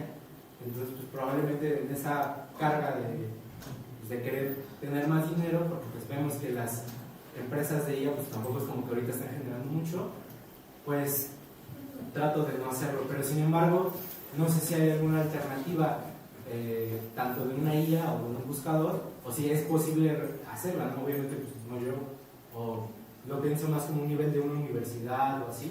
O sea, sí es posible, porque pues ya vemos todo lo que nos comentó, ¿no? De que Google tiene pues servidores masivos donde acumulan muchísima información, también Amazon Web Service y demás. Y en ese sentido, primero, si hay alguna alternativa, no sé, por ejemplo, a lo mejor el DeepSeek, y si es una alternativa viable, o si es posible que existiera que se creara un buscador o una inteligencia, y quizás no competir con las demás, pero pues sí que se tenga ahí, como lo vimos con DuckDuckGo. Sí, bueno, el problema justamente, bueno, existen alternativas, ¿no? DuckDuckGo es una alternativa a Google, pero caemos en un caso que bueno, Jonathan Grudem, uno de los investigadores más prominentes en el trabajo colaborativo, en los 90 creó algo que se llama, o lo denominó, el problema del prisionero. Es decir, estamos tan invertidos en una plataforma que es imposible de salir, ¿no? Es decir, si yo tengo mi cuenta de correo en Gmail, por ejemplo, pues ahí tengo años de correos y todo me llega ahí. Entonces, hay alternativas de clientes de correo, inclusive yo puedo hostar mi propio servicio de correo, si es que tengo las capacidades y el conocimiento suficiente, que tampoco es tan difícil. Pero ¿qué pasa? ¿Cómo me voy a salir de mi correo, no? Tengo que migrar cosa por cosa, cuenta por cuenta. Quizá vaya a tener eventualmente problemas técnicos, que algunos servicios pongan mi nueva dirección como un correo de spam o cosas por el estilo, ¿no? Entonces, es muy difícil salirse de una plataforma muy establecida, de la plataforma muy popular, ¿no? Porque otra vez ya tenemos años de inversión en ella, entonces salirse no es como que, voy a hacer otra y ya está, ¿no? Entonces ese realmente es el gran problema que nos enfrentamos a que haya una competencia justa, ¿no? Pasa lo mismo con esto de los servicios de telefonía móvil, de los datos y todo eso, ¿no? Que hacen esto de la competencia injusta. Te vamos a dar 20 gigas por tu plan y te vamos a regalar gigas gratis para WhatsApp, para Instagram, etcétera, etcétera, ¿no? Entonces, si yo creo una red social similar, inclusive que sea técnicamente mejor en todo sentido a Instagram, tengo no solamente que competir con este emporio enorme que es Meta, sino que además tengo que competir indirectamente con todas estas condiciones, ¿no? O sea, mi aplicación, mi nueva red social no va a tener gigas gratis para navegar, ¿no? Entonces, ¿qué van a preferir los usuarios? Utilizar Instagram, que ya les viene gratis en su plan, o pagar extra, consumir sus datos para entrar a mi red social que nada más tiene 5 personas, ¿no?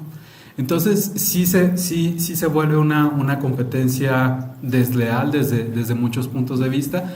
Hay buscadores pequeños, inclusive sigue siendo interés de algunas tesis de doctorado, quizá de maestría, el crear nuevos algoritmos de búsqueda, porque sigue siendo un problema abierto en la computación, ¿no? No se ha resuelto todo por completo. Sin embargo, pues viene esto que te digo, ¿no? O sea, la competencia no nada más es por cuestiones técnicas, es por toda la infraestructura que tienen, la comercialización, cómo se venden, otra vez años invertidos en utilizar estas plataformas. Entonces, no sé si ya sea demasiado tarde también para crear una competencia a estos modelos de lenguaje, ¿no? A OpenAI, a Google, ¿cómo se llama? El de Claude. Anthropic, gracias. No sé si todavía estemos a tiempo de crear una alternativa.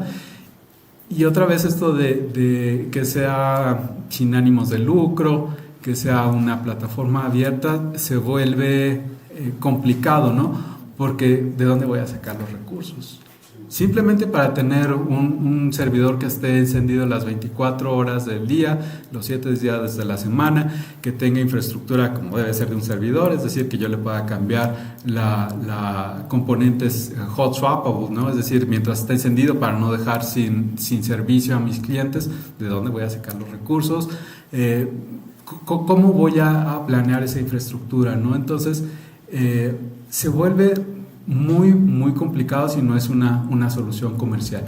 Hay alternativas para todos los servicios de Google. Hay alternativas si yo quiero hostear mi propio servidor de correo, mi propio servidor de mensajería, mi propio servidor para respaldar fotos, para respaldar videos. Todo eso se puede hacer localmente, pero yo tengo que tener una inversión de conocimiento para saber cómo hacerlo, y la inversión económica, ¿no? ¿qué tanto me va a subir el recibo de la luz por tener mi computadora prendida todo el día, ¿no? Y quizá para comprar un no break y reemplazar las baterías y darle mantenimiento al servidor y todo eso. Entonces se vuelve ya en la práctica algo, pues no digo que sea imposible, pero si ya lo vemos fríamente, es muy difícil tener una salida realmente competitiva contra una de estas empresas, ¿no? Es por eso que DuckDuckGo ahí sigue, es como un proyecto bonito. ¿Quién lo usa? Quizá vamos a ver su desaparición en no mucho, ¿no? Entonces es muy muy complicado por todas estas cuestiones básicamente de cómo funciona el mundo, ¿no? Ya si queremos verlo como el capitalismo o qué sé yo, pues bueno, también. Entonces no, a pesar de que me gustaría decir que sí puede surgir una alternativa, inclusive una alternativa de una universidad, yo lo veo muy difícil. Sí, creo que antes de Frida estaba la pregunta de Alexander. Bueno, muchas gracias por la plática. Esto de la relación humano-máquina es algo muy interesante, y lo que iba a preguntar es hasta qué punto este tipo de buscadores que ya nos dan resultados instantáneos pueden acortar un poco la curiosidad hacia algunos temas, porque usted iba hablando sobre el paso de cómo se fueron transformando los buscadores, ¿no?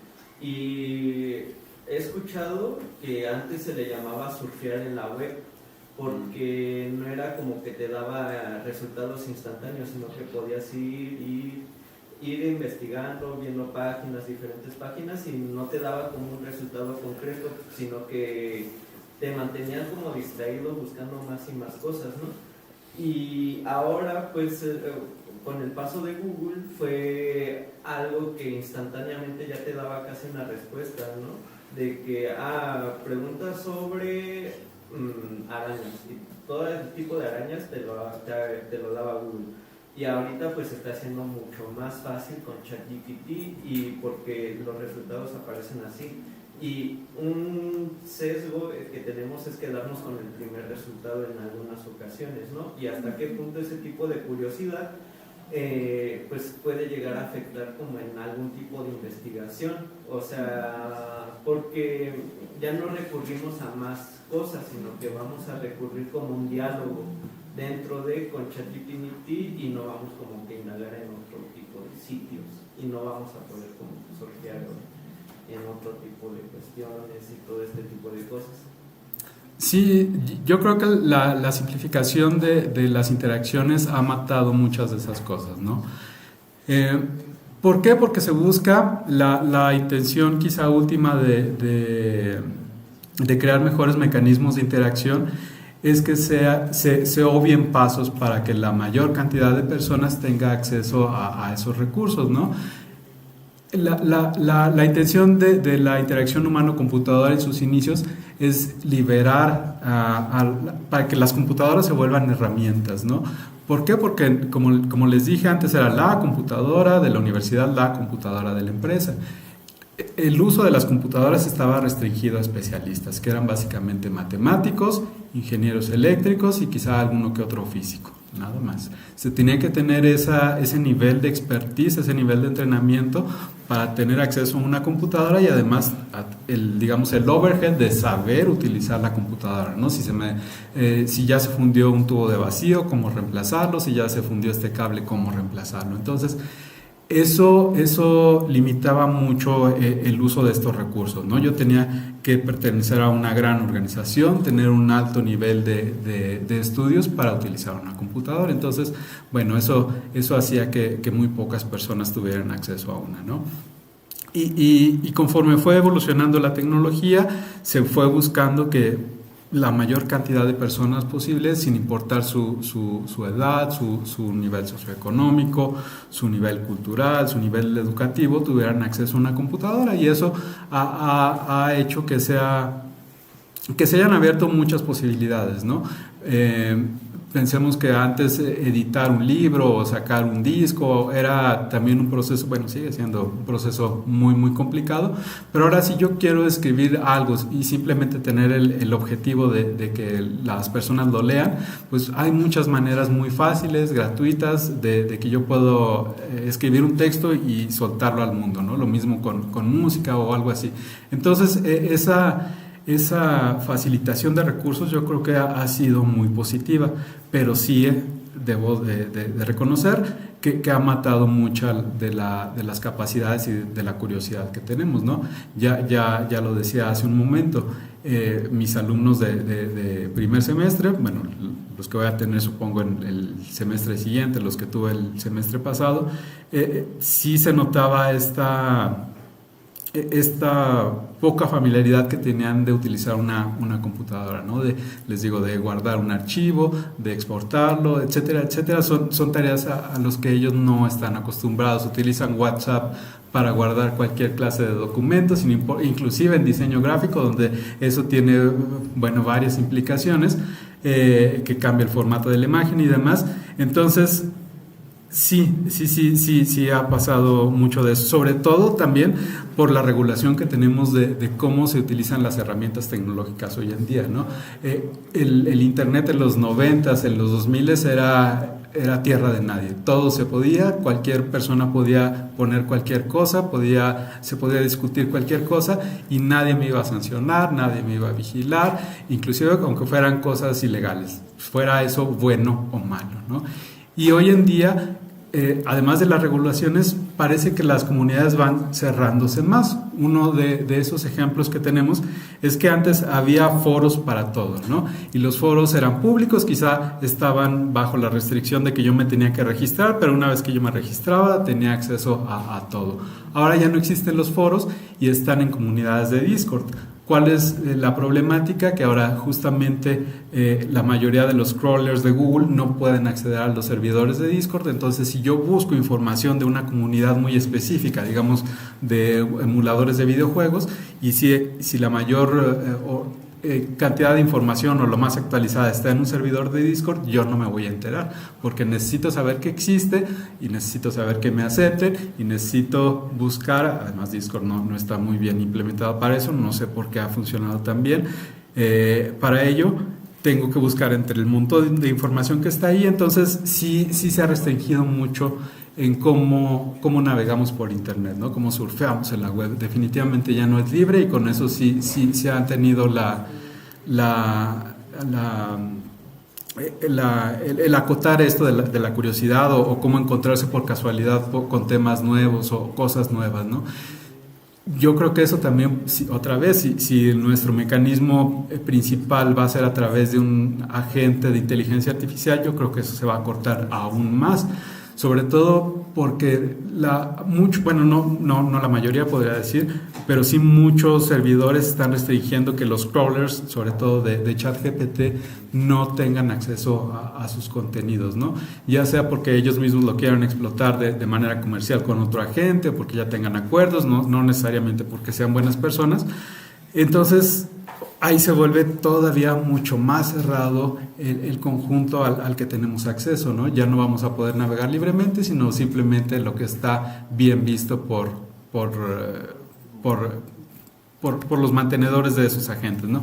Es justamente lo que comentaba el compañero. Si OpenAI hace un convenio, no sé, con Mercado Libre, entonces ahí se vuelve pues aún más restrictivo, ¿no? Porque ya nada más me va a dar links de Mercado Libre cuando yo le pida una recomendación de una computadora o de una cámara o algo así, ¿no? Entonces me va a privar, ya no más allá de si me interesa o no la plataforma de Mercado Libre, sino que quizás si hay una cámara o una computadora que no se vende ahí, pues ya simplemente me va a privar de eso, ¿no? Voy a tener las opciones muy limitadas. Entonces sí se ha vuelto mucho más restrictivo la web, tanto pues por la obviación de muchos elementos de interacción, como la propia regulación de varios países en cuestión legal, ¿no? De cómo se ha ido legislando en eso, de qué está prohibido, que no está muy bien visto en internet, cosas por el estilo, ¿no? Muchas Gracias. Quizá no nos va a dar tiempo de responder todas las preguntas que quedan. Creo que estaba Freddy y luego Estefano. Ok. Bueno, mi pregunta era precisamente con respecto a esto, ¿no? ¿Cómo podríamos, de cierta forma, como darle vuelta o solventar este problema, ¿no? De que ciertas IAs vienen como restringidas dependiendo de, pues no sé, los parámetros que ellos les ponen o así. Ya como esto de Grok, que te da ciertas respuestas sobre algunos temas o chat en otro. O sea, ¿cómo podríamos como enfrentarnos a ese sesgo dependiendo de, pues, el buscador o así? O sea, ¿cuál podría ser como una alternativa para evitar este tipo de, como que, privación de los otros, de la demás información? Si queremos que estas herramientas estén modificables, nosotros nunca vamos a tener acceso a los modelos, ¿no? Al conjunto de pesos que hacen que el modelo funcione. ¿Por qué? Porque pertenecen a una empresa privada, secretos industriales y demás, ¿no? Entonces, yo no creo que la cosa vaya por ahí. Si acaso es legislar, tiene que venir de acciones legales, que el gobierno tome acciones, pero más allá de eso no creo que haya lamentablemente muchas alternativas.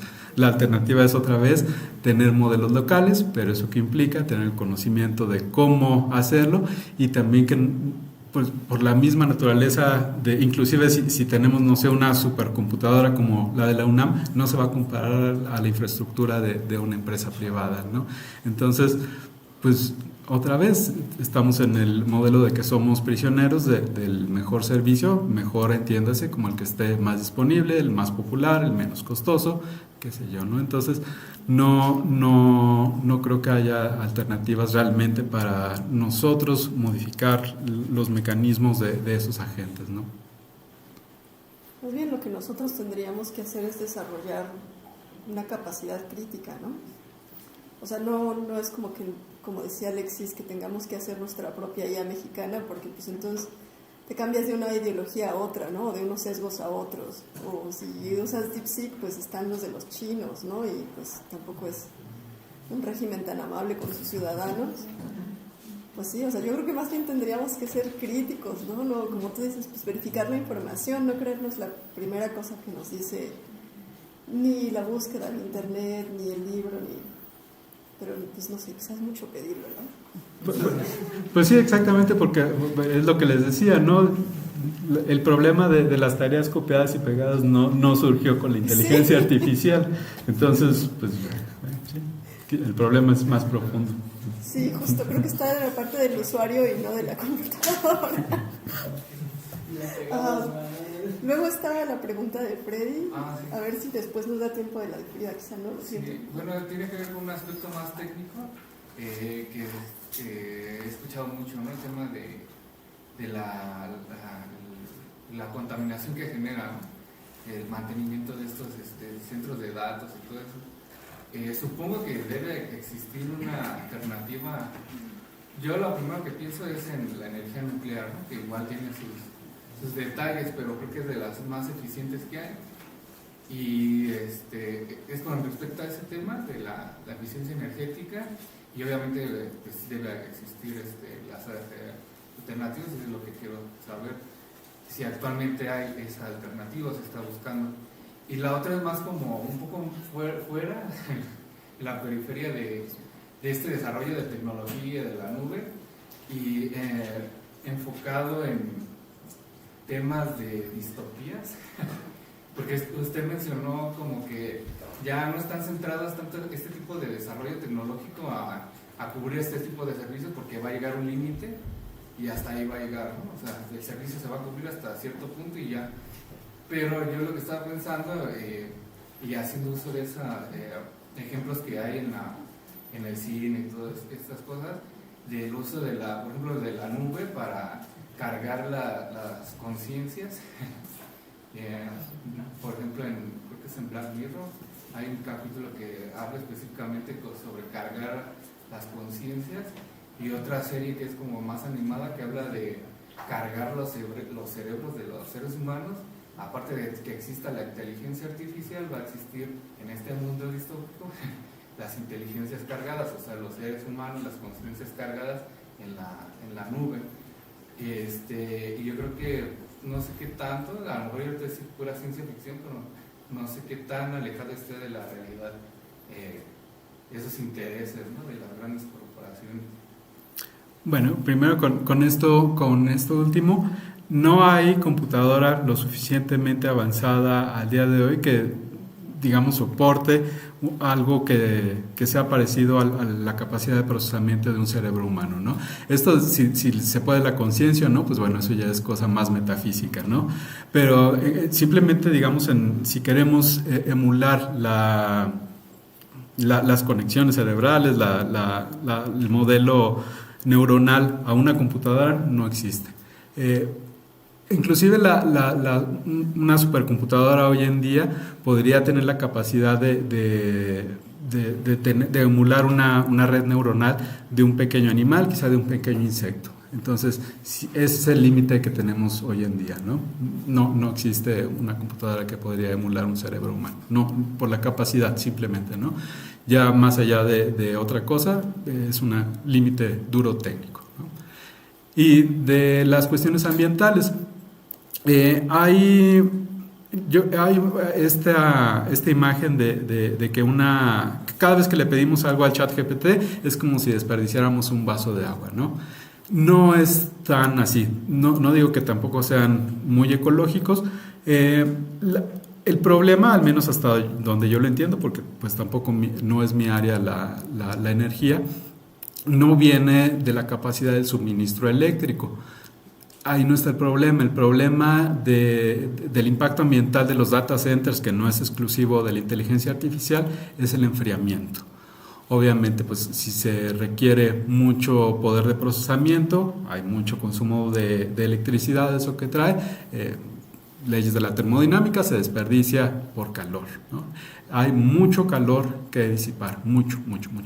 La mayoría de los data centers actualmente tienen enfriamiento con agua, y no es que sea agua que se desperdicia, ¿no?, sino que al contrario de mí, si ustedes entienden un poco de mecánica automotriz, si tienen un carro o una moto, pues estarán familiarizados con el radiador, ¿no?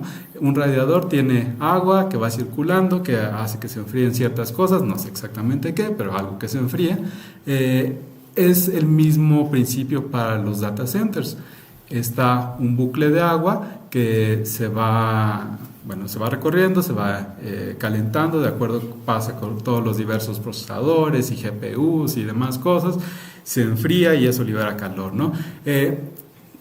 Es una de las grandes cuestiones que tenemos hoy en día, que utilizan esa infraestructura agua potable. ¿Por qué agua potable? No necesariamente porque esos sistemas de enfriamiento requiera que el agua sea ultra limpia, sino por básicamente el volumen que utilizan. Pensemos que si yo quiero mucha cantidad de agua para hacer un proceso industrial ahora mismo, sin importar de qué naturaleza, ¿de dónde tendría esa capacidad de abastecimiento de agua? No, o sea, no podría estar pidiendo pipas, ¿no? Ese no es un escenario realista.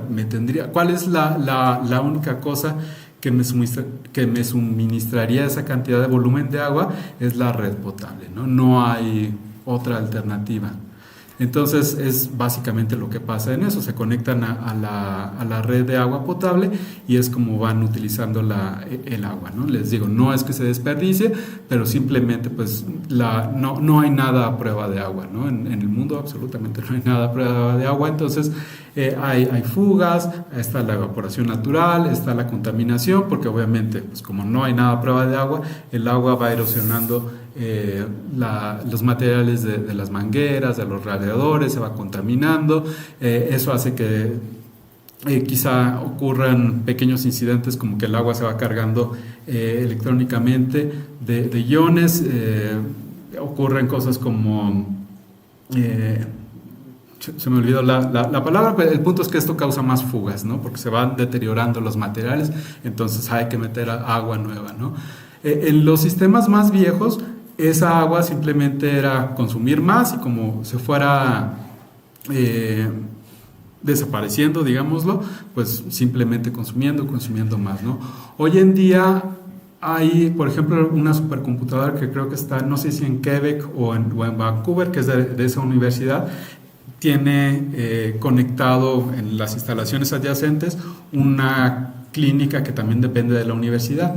Entonces, todo el agua caliente que sale de los servidores de la supercomputadora ayudan a la calefacción del edificio de la clínica. Entonces, ahí es ganar, ¿no? Porque estamos utilizando el calor para otra cosa, pero no en todos los sistemas pues pasa lo mismo, ¿no? Obviamente hay soluciones actuales que van mejorando en eso, pero el gran problema sigue siendo ese, ¿no? El enfriamiento. Hay algunos mecanismos que inclusive ya funcionan con aceite, pero eso probablemente sea peor, ¿no? Porque inclusive el agua contaminada con todos estos restos de erosión, pues sigue siendo en mayor parte agua, ¿no? Quizá el impacto ambiental no sea tanto que a litros y litros y litros y litros de aceite, que eso sí, pues no sé qué sea mejor, ¿no? Entonces realmente es donde está el impacto ambiental en el agua, pero les digo, tampoco quiero que se creen la imagen mental de que se va desperdiciando, ¿no? Y que tampoco es exclusivo de la inteligencia artificial, todos los data centers funcionan igual. Entonces, de hecho, cada vez que Amazon crea una nueva red de AWS en ciertas comunidades, hay protestas de que va a haber escasez de agua, ¿no? Porque pues sí, efectivamente pasa. Pues creo que ya se nos acabó el tiempo y pues les agradezco mucho todas las preguntas que hicieron, todas súper interesantes, y también a ti, Martín, pues muchas gracias por darnos esta plática. Y pues, muchas gracias.